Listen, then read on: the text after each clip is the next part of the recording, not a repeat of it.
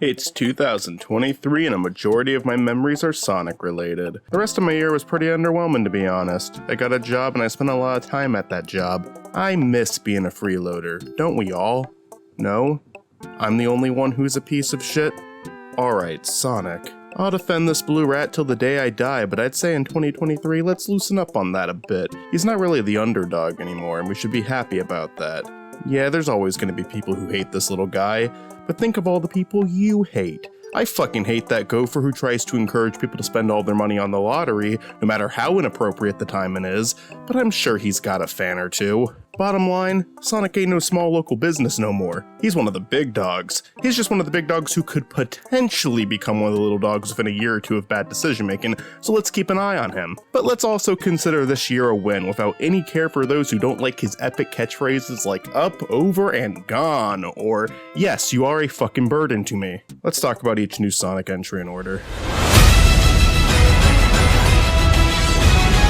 I mean, yeah, it's a lot better than the first game. It's got more memorable levels and Tails is in it. Oh, wait a fucking second. That's in reference to the movie. Sonic 2 came out 30 fucking years ago. Oh boy, am I ever blushing. I like the Sonic movie sequel a lot, but on a rewatch I was a lot less invested, and then on my third watch, I didn't even finish it. It's not as good as it could be in my opinion, but there's a lot of scenes I end up rewatching a lot, like the final fight between Sonic and Knuckles in the Labyrinth Zone looking area, or even just the opening scene with Jim Carrey Robotnik. He really didn't win me over in the first one, so I'm happy to say from the very first scene of him in the sequel, I was a fan of his interpretation. I like Jim Carrey. I think he's a really unique actor, where even if the film he's in isn't great, he can be the best part about it. But I think he was missing a level of zaniness that Robotnik needs that was definitely present for the sequel. Oh, he's got rabid! Gross! Is he licking it? I really like the dynamic between Sonic and Tails. I just wish they could have earned it a little bit better. I feel like they rushed these two building their friendship, even though it should have been the film's second biggest priority. The film's biggest priority should be Sonic versus Knuckles, and they nailed that part. 3 great scenes of the two facing off, and then them teaming up at the end to take down the Death Egg. That's a perfect beginning, middle, and ending for these two to have. I think for Sonic and Tails, there's a great scene missing in between them looking at Mother Claw's hologram and the dance-off. I like their heart-to-heart at the bar, the shot of Tails covering Sonic up with his two tails being one of the most wholesome shots of the entire series, but I just feel like they needed more time. After the snowboarding scene, it just feels like the movie kind of forgets about Tails for a while, but they do make a decent recovery by having Tails pilot his plane and a super charming baseball scene at the end. Way to keep both the game's history and the film series history in mind there. I also really like that they had Colleen voicing Tails in the movie. Through that and Frontiers, she really did do this little guy justice. Ben Schwartz's Sonic was a really solid choice. That hasn't changed since the first movie, and Idris Elba was perfect for Knuckles in my opinion. Can't wait to see who they get for Shadow. I think they are knocking it out of the park with the casting. I guess my biggest problem with the movie is the same old pace and comma that this film has been getting, but it's been getting it for a reason. It's not always a bad thing that the same point is being made over and over again. A little bit of consistency is a good thing, we can use it to help each other out. I like this movie. I think if you combine the pacing of the first movie and the fan service of the sequel, you'll have a pretty great Sonic movie 3. They proved that they were willing to listen to fans with both the redesign of movie 1 and the inclusion of more Sonic-related things in movie 2. I trust them to make Sonic movie 3 and wish them well, but please put Live and Learn in movie 3, preferably with Crush 40, but I'm open to other possibilities.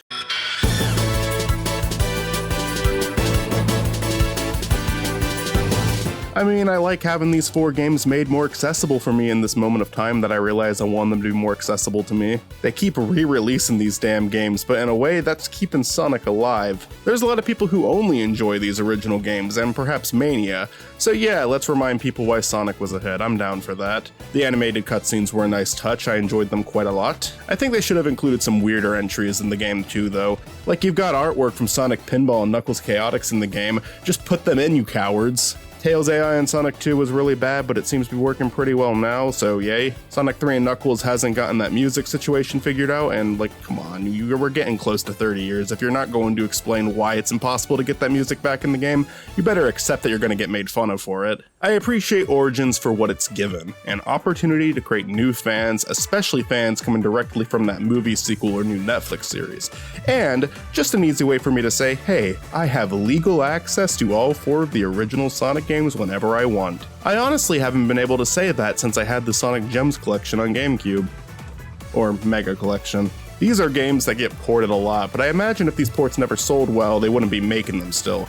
So I see it as a win on the business side of things. On the quality side of things, I appreciate what they added. That being said, I do think it's hilarious that the most heavily criticized new release of 2022 is a port of the old games. We're about to get to the big boy, Sonic Frontiers, probably the most significant release to anyone in the fandom, it being a new mainline series game release. Let's take a second to talk about some fan projects real quick, maybe we'll throw in some IDW while we're at it.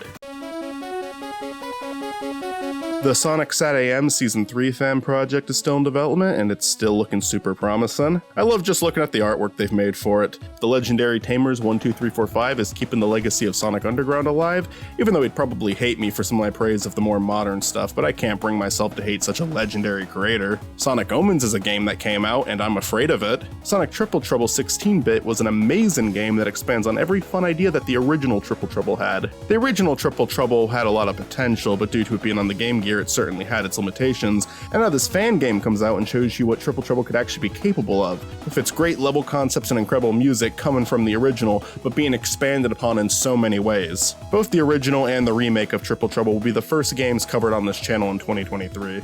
I like the original and absolutely love the remake. Amazing work from the people who worked on it. It's one of my favorite entries of the series without even being an official release. Sonic for Hire got a Season 9, which is still airing. So far I think it's pretty solid. It feels like they've been able to work on it at their own pace, and it's coming out a lot better than Season 8, by a long shot. And I'm sure that there were plenty of other fan projects released this year that I didn't get to. If you know of any good ones, let me know in the comments. I'll heart your comments so people scrolling through know where to look. For IDW, it's kind of hard to talk about just this year specifically since I'm new to the comic as a whole. Like, I got all caught up with it, but I'm just kind of thinking of the entire story, not just the most recent issues. But I definitely think I can make videos on this series. I enjoy it a lot, I like a lot of the new characters, and honestly, within the last decade, I think all of my favorite characters come from this comic. I mean, really think about what's come out. There's this comic, and then Sage from Frontiers? Like, really, what did Forces or Lost World give us? The Deadly Six? I mean, if you like the Deadly Six, that's fine. I actually think IDW makes them a little bit more interesting than they were in their game. Not by a large margin or anything, though. I don't know. They're just kind of characters where you pick a single stereotype for them to follow. The leader has some decent moments in IDW. But yeah, Tangle and Whisper, Belle, Dr. Starline, these are good characters. I like them a lot. Surge is kind of the new one, who I guess would be the most relevant to this year. I like her fine so far, we'll see where they go with her. I think people are big fans of the character's design, and yeah, it's definitely one that stands out. Although I know some people who actually thought she was a female version of Scrooge for some reason. I don't think they're actually allowed to use Scrooge anymore, I think that's Ken Pender's creation. But the bottom line is I think IDW is probably some of the best writing for the entire series at this point.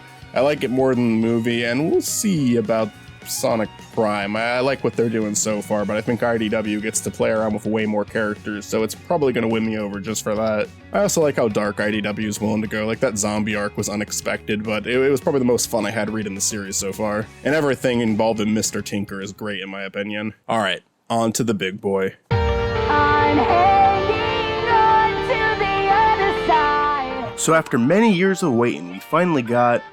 Wait, what the fuck?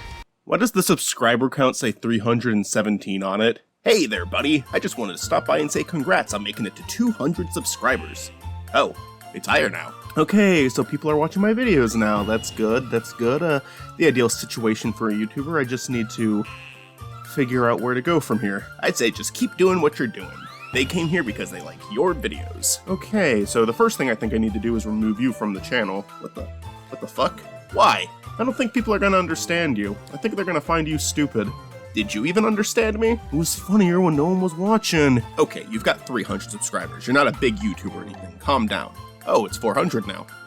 Alright, well, thank you for 300 subscribers. Means the world to me. Let's get back on topic, I suppose. Sonic Frontiers is the newest release in the mainline series of games, and it was probably one of the most anticipated of the entire series. Not just because it's been 5 long years since Forces and people were excited for more, but also because, my god, people wanted this to be a good one. And considering the reception it got, I think it's a fair case to call this one a win. I don't think a game has to be perfect to be considered a win. I just think it needs to have more of a positive response than a negative one, and I was surprised by how many YouTubers I watch who enjoyed it. Critical gave it a positive review, Arlo gave it a positive review, other Sonic-related YouTubers like Ellis Mark or Cybershell had their critiques, but overall made positive videos on it, and I think Donkey was really the only one who didn't seem to enjoy it from the people that I watch at the very least, but hey, I at least found his video funny. For me personally, I like the game a lot. I think I would honestly rank it in my top 10 of the series, but more towards the bottom of that list. I think in terms of the 3D games, Generations and the 2 adventure games are still higher up there for me, but I certainly like this one a lot more than Lost World and Forces, and even more than Unleashed in Colors. I think it's a game with 1,000 tiny problems, but none of them are ever big enough to ruin the game for me. I suppose that 1,000 small problems could be enough to not enjoy the game, like the straw that broke the camel's back, but I think it makes up for it with some pretty huge accomplishments. For example, I'm not too fond of the way that these open zones look with shit floating all over the place, but it is fun to grind around and interact with the environment. I kind of wish that Amy, Tails, and Knuckles did more in this game, but their dialogue is some of the best of the entire series. I think cyberspace levels could have used more assets if they really wanted to make it resemble Sonic's memories, but as a minigame within a bigger game, they're alright, and honestly, not all that necessary to complete in the game. That is one thing that I actually love about this game. There are multiple ways to obtain the collectibles you need in order to proceed in the game. While I think you should do a mix of all of them, you should be able to focus on parts of the game that you like the most. I appreciate how many moves they gave Sonic for his combat in this game, but I will admit fighting the enemies did get a little stale for me after a while, and I would start running right past them, but in the game's eyes that was just fine. Go ahead, choose a different route. The freedom that Frontiers offers you does a lot of favors for the game. Like, it's really good at preventing you from getting frustrated with it. If you're struggling with a part of this game, there's always something else you can go and do instead, and that's fantastic. I mentioned not really liking how these stages looked with all the stuff floating around, but that's only partially true. I think that at times, all 3 of the maps in this game, and yes, I am going to say 3 maps, not 5, look really nice. Whenever it's more focused on the big open fields or the ancient buildings, it feels a lot more grounded and nice to look at. And yeah, all 3 of them have areas like that. It's a nice looking game for the most part. I just think there's some room for improvement in the next game. You know, just try to get really creative with it and find a way to blend in the platforms and rails with the stage better. The characters have not been this well written since IDW, but in terms of games, I'd probably say since Unleashed, which was over a decade ago. Sonic goes through a small arc with Amy, Knuckles, and Tails, and all 3 of them really do feel like they appreciate the history of these characters, and want to show that after their poor portrayal in Forces. I mean, they even directly mention Forces. They don't throw that game under the bus entirely, but they definitely acknowledge that Tails was not a well-written character in that game. It's like how I couldn't handle it after Infinite attacked. One wrong turn and I fall apart. Whoa, what? Like, I actually find it hilarious that a big part of Tails' arc in Frontiers is his own insecurities caused by how awful he was in Forces, but I still appreciate that. I like that they don't just try to disregard that Forces happened. It happened, it's part of the lore, but it's now seen as a lower point in these characters' lives. Using it as a way to have Tails reflect on his own life is probably the best way to include Forces in the story. My only gripe with this story is that I feel like the idea of Tails going solo was done a long time ago. Like at the start of the first adventure game, he reunites with Sonic, implying the two haven't traveled together in a while, but his entire arc is about him being able to be a hero without Sonic's help. Adventure 2 keeps this narrative going in a very natural way by having him be the one who rescues Sonic. So yeah, it kind of feels like we're just repeating history here, but at the same time it feels like something that needed to happen after the way he's been written from Colors and onward. Let's just hope they can keep this up in future entries. I've got way more to say about this game, but I think it's best saved for a last call episode somewhere down the line. For now, I'll just say that I really liked it. I don't think it's perfect, but I still really enjoyed what we got and have a lot of hope for the future of this series. Let's move on to the final big project of 2022, Sonic Prime. And it's 700 now. Oh boy. Yeah, pretty exciting stuff, man. Hey, are you gonna make more videos about Howard Hamlin? Because I really liked those videos. Well, it looks like they're all here from that Sonic for Hire video, so maybe I should just make videos on web shows and drop everything else? Or maybe you can just appreciate that people are watching now and continue to do your own thing. You know, maybe I should just delete the channel and get a fresh new start. Yeah, that would be nice. Spiny, are you afraid of having an audience? No, I'm afraid of fucking up in front of an audience. It's different. I mean, you kind of already did. The ending of Season 4 made sense, you hack fraud. I like it, but I think the Pirate Sim was kind of a lame way to end Season 1. But that's just because the first 8 episodes aren't really supposed to be Season 1. Netflix is doing that thing again where they ordered 24 episodes, but they're splitting it up into parts. That's what they did with the Cuphead show, and it's also the reason they already have 3 seasons within a year. I remember seeing the 2D concept art and thinking it'd be really cool if their next show was not a CG animated series, but I wasn't all that surprised when the promotional footage finally came out, and yeah, it's 3D. So I'm happy to say that I think that the animation is really solid in the show. I was expecting something a little bit more cheap looking than this, but no, there's a lot of heart put into it. There's some really cool action scenes in the show and really great settings too. I think presentation wise it might actually be the best Sonic show we've ever gotten. Maybe, I'd have to take another look at Sad AM. I watched maybe like 5 episodes of that show when I was a kid, and I don't remember it that well at all. I also like this one the most from a writing standpoint. I think Frontiers and the movie sequel went a long way in fixing Tails as a character. I really wasn't fond of how he just became the tablet guy around the time Colors came out, so this was undeniably a good year for him. But I have to say I think 9 is the best portrayal of him out of all the projects that got released this year, which funny enough references a cutscene from Origins when they go into his backstory. It's like the people working on these 2 projects had communication as they were being made. I find it funny how in pretty much every episode Amy plays an antagonistic role to some extent. They had a lot of fun with the different versions of her in this series. Knuckles' voice is a little weird to me in this show because it feels like it changes drastically depending on the reality we're in. But I don't think any of them sound bad, I just don't get why they're all so different. Nothing flusters me, Sonic. Except when you're late. All that matters right now is taking out the council while we still can. Black Rose, am I the toughest pirate on the seas? Like, all the characters talk a little bit different depending on the reality, but you can tell it's the same voice. Still, I like his portrayal here too, but the movie definitely wins that one. It was also kinda nice seeing Rouge play a big role again. She plays a decent role in the comic, but in terms of the games, I'd say her last major appearance was 06. She's appeared since then, but just in more minor roles. It feels like each universe highlights a character. The city timeline highlights Tails, the water timeline highlights Knuckles, and the jungle timeline mainly highlights Amy, but Rouge gets to play a big part there too. I really like what they did with the 2 of them there. It's just nice to see them highlight the adventure game characters so much in this one. Granted, Shadow feels like his time to shine is coming, but we only get a little bit of him in these first 8 episodes.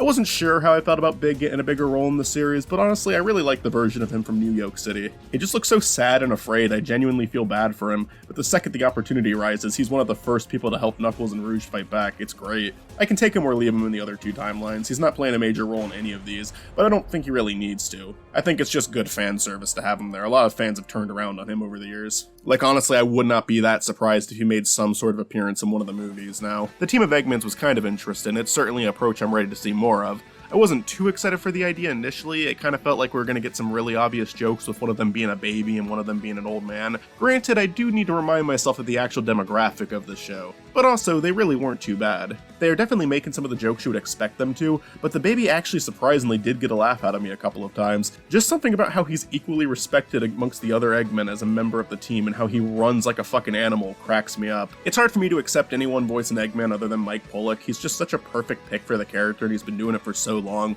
but if you absolutely have to replace him, this wasn't a bad choice. They're clearly having a lot of fun voicing the character, and the performance still fits the character well. Sonic himself I like a lot. I've heard some critiques of how he's being portrayed here, and while it's fine to not like this version of him, I did kind of find myself scratching my head a bit at those comments, because I really don't think he's much different in the show than he is in the games. A little bit of a smartass, can be a little inconsiderate at times, but at the end of the day cares about people and wants to do what's right. I was also already a fan of some of Devin Mack's older performances, so it was really cool hearing him voice Sonic in the series. I think he does a good job. Aside from that, I don't have a ton to say about the show because it's not all out yet. I wish they would have just released the whole thing, even if that meant getting a 2023 release, but that's on Netflix, not the show itself. And I guess that's it, and oh boy. Yeah, to be honest, I never thought you'd make it this far. Look, it's not that I don't appreciate the new subscribers, it's just that I'm terrified of them.